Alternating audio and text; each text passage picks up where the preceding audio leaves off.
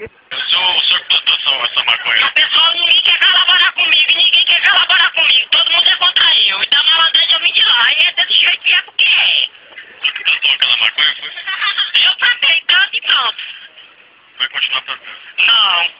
Eu vou continuar colaborando. Aí nós estamos ali numa casa ali da Vila Conceição lá. E lá é pra nós e é porque é mesmo.